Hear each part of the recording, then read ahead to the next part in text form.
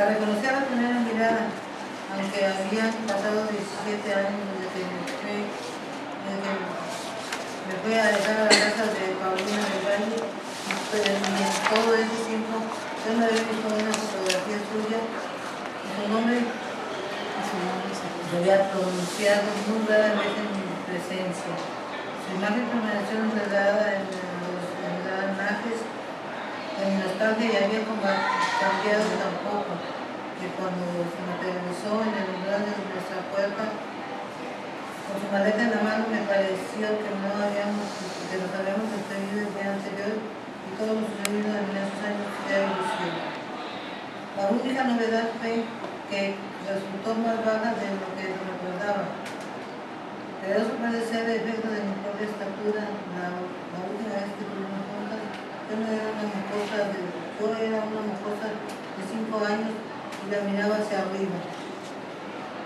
Seguía siendo tiesa como una almirante, con el mismo rostro juvenil y el mismo peinado de severo, aunque el cabello estaba salpicado de mesas blancas. Llevaba incluso el mismo collar de perlas de siempre de mí puesto y que, ahora lo sé, no se quita ni para dormir.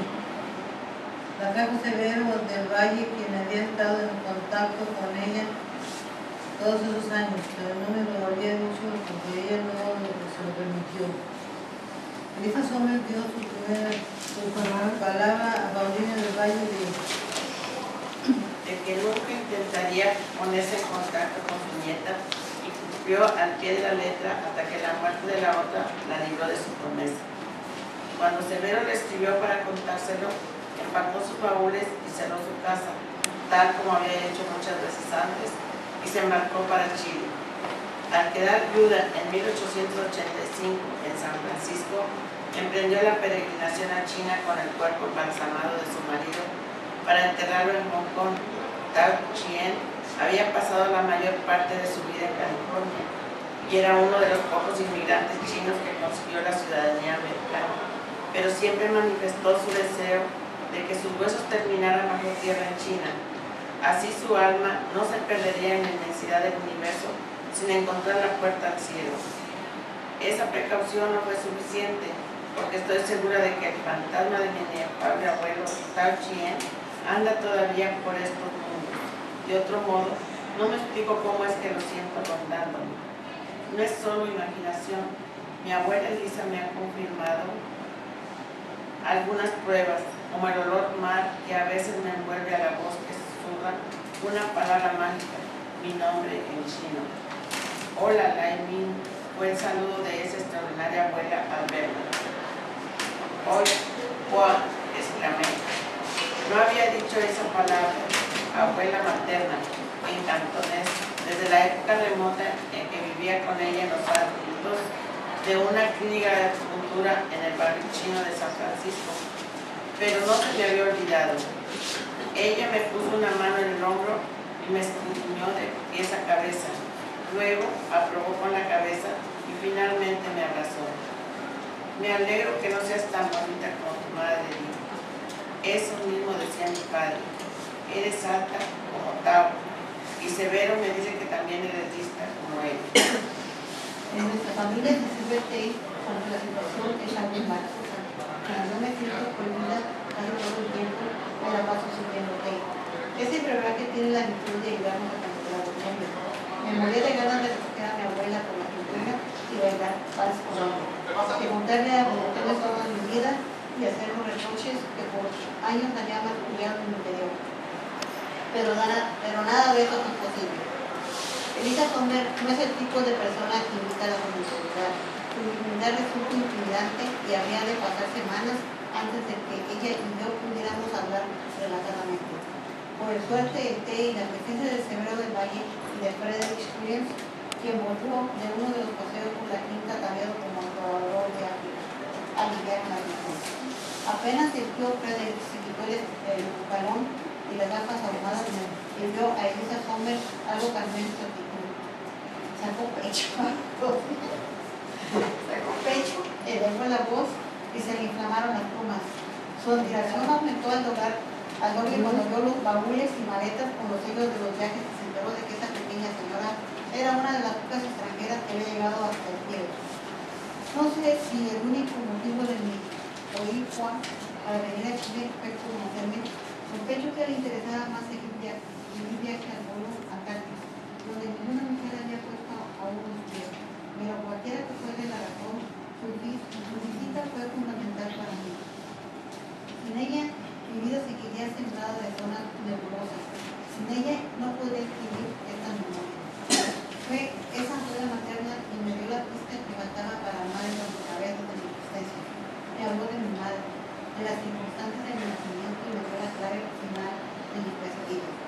Fue ella también quien me acompañaría más tarde a San Francisco para conocer a mi tío Luqui, un próspero comerciante chino, borde, japonés, absolutamente encantador, de descargar los documentos necesarios para Carlos de mi historia.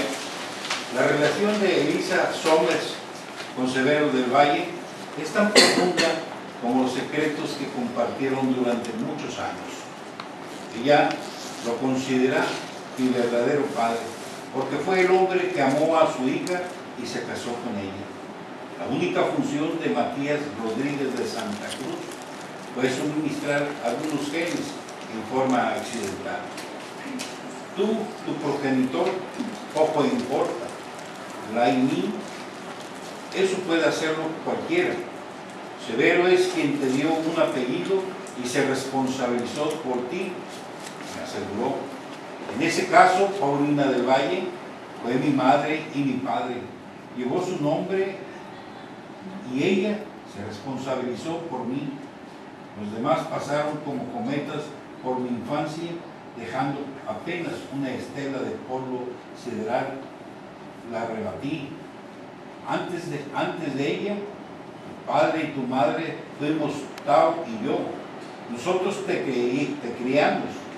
Lai Nin me aclaró y con razón, porque esos abuelos maternos tuvieron tan poderosa influencia en mí, que durante 30 años los he llevado adentro con una suave presencia y estoy segura de que la seguiré llevando por el resto de mi vida.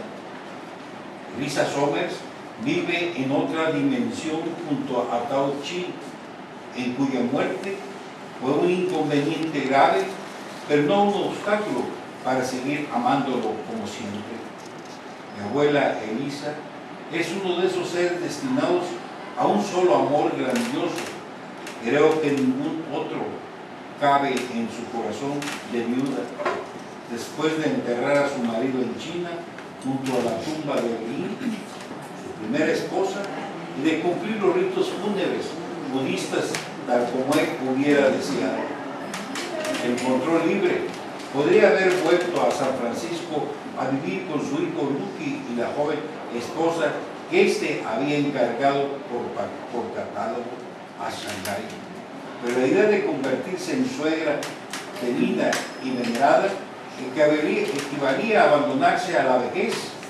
No se sentía solo ni atemorizada ante el futuro, puesto que el espíritu protector de Tao Chi anda siempre con ella. En verdad están más juntos que antes, ya no se separan ni un solo instante. Se acostumbró. Se acostumbró a conversar con su marido en voz baja, para no parecer una enajenada ante los ojos de los demás. Y por las noches duerme en el lado izquierdo de la cama, para cederle el espacio de la derecha, como tenía costumbre.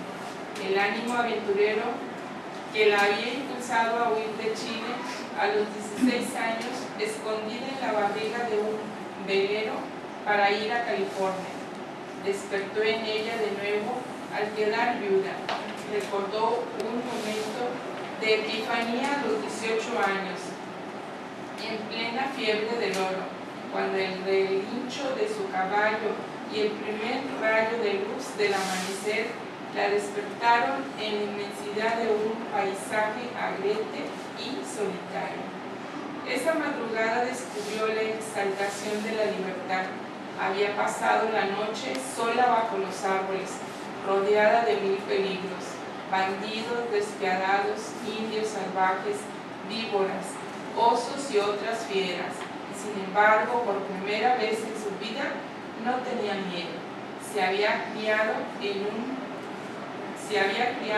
corsé, restringida en cuerpo, alma e imaginación, asustada hasta de sus propios pensamientos.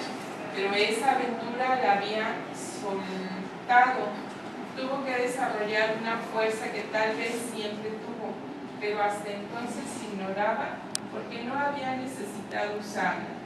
Dejó la protección de su hogar cuando aún era una niña, siguiendo el rastro de un amante esquivo.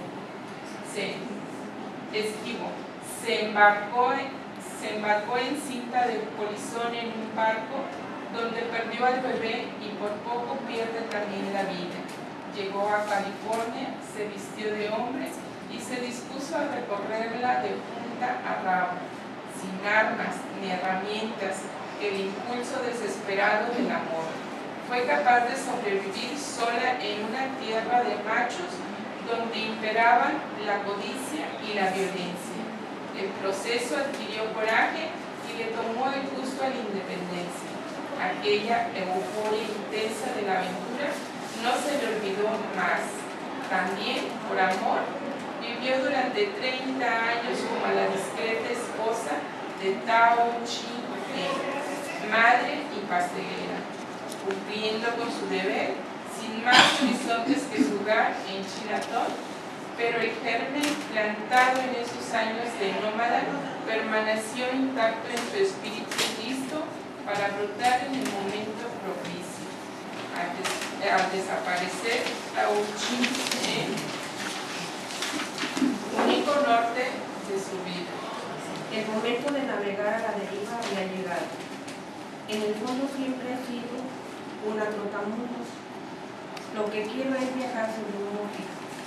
Escribió en una carta a su hijo Luke. Decidió, sin embargo, que antes debía cumplir la promesa que hiciera su padre, el capitán John Somers, de no abandonar a su tía Rose en la vejez. De Hong Kong partió a Inglaterra, dispuesta a acompañar a la anciana dama en sus últimos años. Era lo mínimo que podía hacer por esa mujer, que fue como su madre. Rose Somers tenía más de 70 años y empezaba a flaquear en la salud, pero seguía escribiendo sus novelas de amor, todas más o menos iguales, convertida en la más famosa escritora romántica de la lengua inglesa. Había curiosos que viajaban de lejos para vislumbrar su menuda figura paseando al perro en el parque y decían que la reina Victoria se consolaba en la viudez leyendo sus almibaradas historias de amores triunfantes. La llegada de Lisa, a quien quería como una hija, fue un enorme consuelo para Rose Somers, entre otras cosas porque le fallaba el pulso y cada vez le costaba más agarrar la pluma. A partir de entonces comenzó a dictarle sus novelas y más adelante, cuando también le falló la lucidez, Elisa fingía tomar notas, pero en realidad las escribía ella, sin que el editor o las lectoras lo sospecharan nunca. Solo fue cuestión de repetir la fórmula. A la muerte de Rose Somers, Elisa se quedó en la misma casita del barrio bohemio, muy valorada porque la zona se había puesto de moda, y heredó el capital acumulado por su madre adoptiva con los libritos de amor. Lo primero que hizo fue visitar a su hijo Lucky en San Francisco y conocer a sus nietos, que le parecieron bastante feos y aburridos. Luego partió hacia sitios más exóticos, cumpliendo finalmente su destino de vagabunda. Era una de esas viajeras que se empeñan en trasladarse a los lugares de donde otra gente huye. Nada le satisfacía tanto como ver en su equipaje sellos y calcamonías de los países más recónditos del planeta. Nada le daba tanto orgullo como coger una peste peregrina o ser mordida por algún bicho forastero. Dio vueltas durante años con sus baúles de exploradora, pero siempre volvía a la casita en Londres, donde le esperaba la correspondencia de Severo del Valle con noticias mías. Cuando supo que Paulina del Valle ya no estaba en este mundo, decidió volver a Chile, donde había nacido, pero en el cual no había pensado durante más de medio siglo para reencontrarse con su nieto. Tal vez durante la larga travesía en el vapor, mi abuela Elisa recordó sus primeros 16 años en Chile, este esbelto y airoso país, su infancia al cuidado de una india bondadosa y de la bella Miss Ross, su apacible y segura existencia hasta que apareciera el amante que la dejó encinta. La abandonó por perseguir el oro de California y nunca más dio señal de vida. Como mi abuela Elisa cree en el karma, debe haber concluido que ese largo periplo fue necesario para encontrarse con Tao Chien, a quien debe amar en cada una de sus reencarnaciones. Qué idea tan poco cristiana, comentó Frederick Williams, cuando traté de explicarle que Elisa Somers no necesitaba de nadie. Mi abuela Elisa me trajo de regalo un destartalado baúl que me entregó con un guiño travieso en sus oscuras pupilas. Contenía amarillentos manuscritos firmados por una dama anónima. Eran las novelas pornográficas escritas por Ross Somers en su juventud. Otro secreto de familia muy bien guardado. Otro secreto de familia muy bien guardado. Las he leído cuidadosamente con ánimo puramente didáctico, para beneficio directo de Iván Rado. Esa divertida literatura, cómo se le ocurrían tales audacias a una solterona victoriana. Y las confidencias de Nidia del Valle me han ayudado a combatir la timidez, que al principio era un obstáculo casi insalvable entre Iván y yo. Es cierto que el día de la tormenta, cuando debíamos ir a la zarzuela, y no fuimos, me adelanté a besarlo en el coche antes de que el pobre alcanzara a defenderse. Pero hasta ahí no más llegó mi atrevimiento. Luego perdimos un tiempo precioso debatiéndonos entre mi tremenda inseguridad y sus escrúpulos, porque no quería arruinar mi reputación, como decía. No fue fácil convencerlo de que mi reputación estaba bastante aporreada antes que él apareciera en el horizonte, y seguiría estándolo, porque no pensaba volver jamás donde mi marido, ni renunciar a mi trabajo o mi independencia, que tan mal mirados son por estos lados. Después de la humillante experiencia con Diego, me parecía imposible inspirar deseo o amor. A mi absoluta ignorancia en materia sexual se sumaba un sentimiento de inferioridad. Me creía fea, inadecuada, poco femenina. Tenía vergüenza de mi cuerpo y de la pasión que Iván despertaba en mí. Ross Somers, la lejana tía bisabuela a quien no conocí, me hizo un fantástico regalo al darme esa libertad juguetona tan necesaria para hacer el amor. Iván suele tomar las cosas demasiado en serio. Su temperamento eslavo tiende a lo trágico. A veces se hunde en la desesperación porque no podremos vivir juntos hasta que mi marido se muera, y para entonces seguramente ya estaremos muy ancianos. Cuando esos nubarrones le oscurecen el ánimo, echo mano de los manuscritos de una dama anónima, donde descubro siempre novedosos recursos para darle placer, o al menos para hacerlo reír. En la tarea de entretenerlo en la intimidad, he ido perdiendo el pudor y adquiriendo una seguridad que nunca tuve. No me siento seductora, no ha llegado a tanto el efecto positivo de los manuscritos, pero al menos ya no temo tomar la iniciativa para sacar trote a Iván, quien de otro modo podría acomodarse en la misma rutina para siempre. Sería un desperdicio hacer el amor como un viejo matrimonio si ni siquiera estamos casados. La ventaja de ser amantes es que debemos cuidar mucho nuestra relación, porque todo se confabula para separarnos. La decisión de estar juntos debe ser renovada una y otra vez. Eso nos mantiene ágiles. Esta es la historia que me contó mi abuela en esas zonas. Tao Chien no se perdonó la muerte de su hija Lin. Fue inútil que su mujer y Lucky le repitieran que no había poder humano capaz de impedir el cumplimiento del destino, que como Song Ji había hecho lo posible y que la ciencia médica conocida era todavía impotente para prevenir o detener una de esas fatales hemorragias que despachaban a tantas mujeres durante el parto. Para Tao Chien fue como si hubiera andado en círculos para encontrarse de nuevo donde había estado más de 30 años antes, en Hong Kong, cuando su primera esposa, Lin, dio a luz a una niña.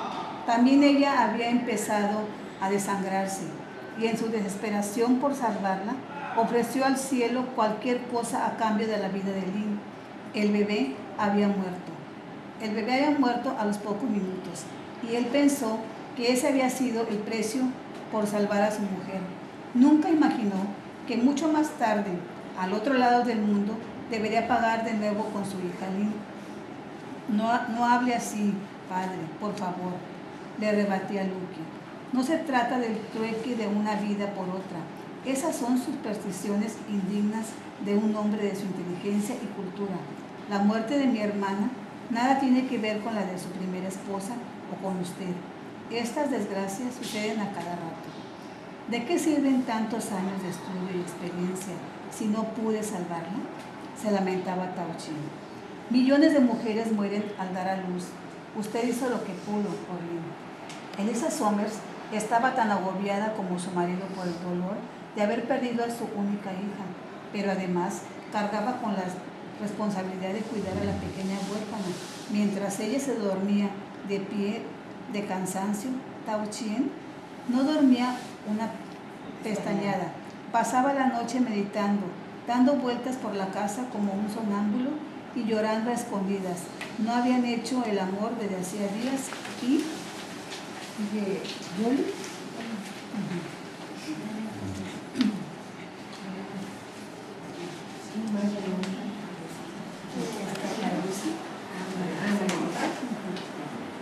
y como tal, estaban los ánimos en ese hogar. No se vislumbra que pudiera hacerla en un futuro cercano. A la semana, Elisa optó por la única solución que se le ocurrió: colocó la nieta en los brazos de Tao Chien. Le anunció que ella no sería capaz de confiarle, que había pasado 20 años de su vida cuidando a sus hijos, Lucky y Lin, como a una esclava que no le alcanzaban las fuerzas para empezar de nuevo con la pequeña Lao Lin. Tao Chien se encontró a cargo de una recién nacida sin madre, a quien debía alimentar cada media hora con leche aguada mediante un rosario, porque apenas lograba tragar. Y debía merecer su descanso, porque lloraba de cólicos día y noche. La criatura ni siquiera salió agradable a la vista. Era minúscula y arrugada, como la piel amarilla de Delicia, las facciones aplastadas por el parto difícil y sin un solo pelo en la cabeza. Pero en 24 horas de cuidarla, Tao Chien podía negarla sin asustarse. A los 24 días de llevarla en una bolsa colgada al hombro, alimentarla con el portable y dormir con ella, empezó a parecerle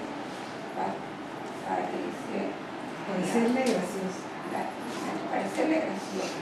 Y a los 24 meses de criarla, como una madre, estaba completamente enamorado de su nieta y convencido de que llegaría a ser más bella aún que ella, a pesar de que no existía ni el menor fundamento para su vida. La chiquilla ya no era el molusco que había sido nacer, pero estaba lejos de parecerse a su madre. Las rutinas de los Estados Unidos, que antes se reducían a un consultorio médico de las pocas horas de vida de una mujer, cambiaron por completo. Su horario giraba en torno a las lágrimas. Esa niña exigente que vivía pegada a él, a quien hasta que que contar cuentos, hacía dormir con canciones, obligar a comer, llevarle el paseo, comprarle los vestidos más lindos de las tiendas mexicanas y las de China Town, presentar a todo el mundo en la calle, porque nunca se había visto como una chica tan lista como creía el abuelo. Obnubilada por el aspecto, estaba seguro que su nieta era un genio para probarlo Sigue, María Luisa. Sigue. Le hablaba en chino y en inglés, lo cual se sumó a la jerigonza del español que empleaba la abuela, creando una monumental confusión. Marimín respondía a los estímulos de Tao Chi como cualquier niño de 2 años, pero a él le parecía que sus escasos aciertos eran prueba irrefutable de una inteligencia superior. Redujo sus horas de consulta a unas cuantas por la tarde. Así podía pasar la mañana con su nieta, enseñándole nuevos trucos, como un macaco amaestrado. De mala gana permitía que Lisa la llevara al salón de té por la tarde, mientras se trabajaba, porque se le había puesto en la cabeza que podía comenzar a entrenarla en medicina desde la infancia. En mi familia hay 6 generaciones de Shong Ji Lan Mi. Será la 7ª en vista de que tú no tienes la menor aptitud, comunicó Tao Chi a su hijo Luki. Pensé que todos los hombres pueden ser médicos, comentó Luki. Eso era antes. La Yin será la primera mujer Shong Ji de la historia, replicó Tao Chi. Pero Lisa Summers no permitió que llenara la cabeza a su nieta con teorías médicas a temprana edad. Ya había pasado por eso más adelante. Ya había tiempo para eso más adelante. Por el momento, era necesario sacar a la criatura de Chinatown algunas horas al día para americanizarla. En ese punto, al menos, los abuelos estaban de acuerdo. La Yin debía pertenecer al mundo de los blancos, donde sin duda tendría más oportunidad que entre chinos. Tenía a su favor que la chiquilla carecía de rasgos asiáticos. Había salido tan española de aspecto como la familia de su padre. La posibilidad de que Severo del Valle regresara un día con el propósito de reclamar a su supuesta hija y llevársela a Chile resultaba intolerable, de modo que no la mencionaban. Supusieron simplemente que el joven chileno respetaría lo pactado, pues había dado pruebas sobradas de nobleza. No tocaron el dinero que destinó a la niña. Bueno,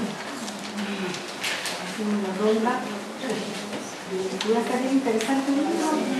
Ya aquí se termina. Les había invitado a María Luisa Gabriela para que viniera a platicar con nosotros, pero resultaba que su hermano está muy grave, con cáncer.